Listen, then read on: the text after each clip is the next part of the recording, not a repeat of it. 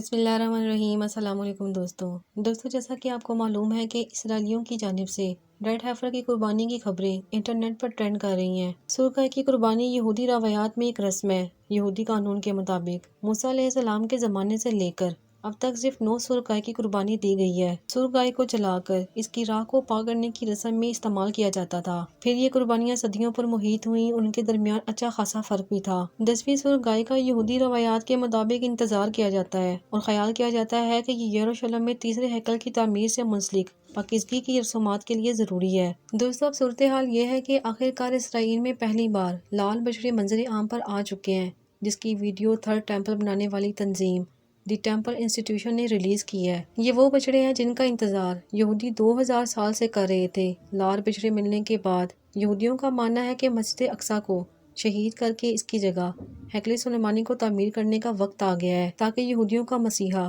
یعنی دجال آ سکے اور یوں پوری دنیا پر ان کا غلبہ ہوگا۔ ان لال بچڑوں کی حقیقت یہ ہے کہ ہیکل سلیمانی کی تعمیر سے قبل لال بچڑوں کی ضرورت ہے۔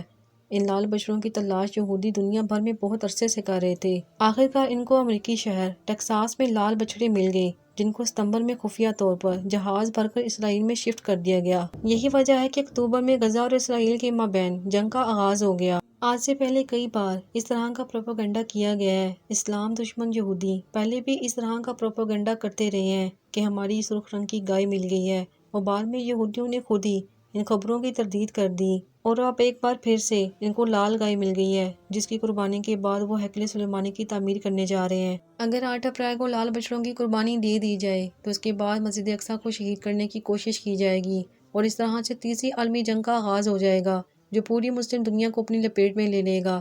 اگر دیکھا جائے تو اس بات میں کوئی سچائی شامل نہیں ہے، یہ خود ساختہ کہانیاں ہیں، اور ان من گھڑت کہانیوں پر مسلمان کا عقیدہ نہیں ہونا چاہیے۔ فرمان مصطفیٰ صلی اللہ علیہ وآلہ وسلم ہے کہ قیامت اس وقت تک نہیں آئے گی جب تک کہ یہودی و مسلمان آپس میں جنگ نہیں لڑیں گے اور مسلمان یہودیوں کو قتل نہیں کریں گے۔ یعنی ایک بہت بڑی جنگ کا ذکر ضرور ملتا ہے جو یہودیوں و مسلمانوں کے درمیان لڑی جائے گی، اور مسلمان یہودیوں کو قتل کریں گے۔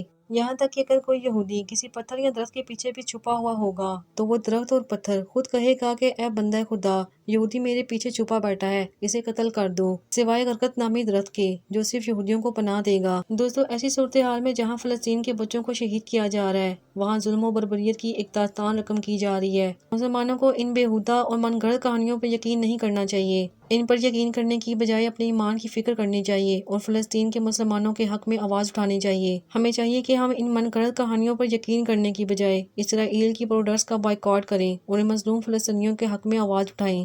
دوستو، سوشل میڈیا پر گردش کرتی ہوئی لال بچڑوں کی کہانی سے متعلق آپ کی کیا رائے ہے؟ ہمیں کمنٹ کر کے لازمی بتائیے گا۔ اللہ تعالیٰ ان مظلوم فلسطینیوں کی حفاظت فرمائے اور یہودیوں کے دل میں رحم پیدا فرمائے، آمین۔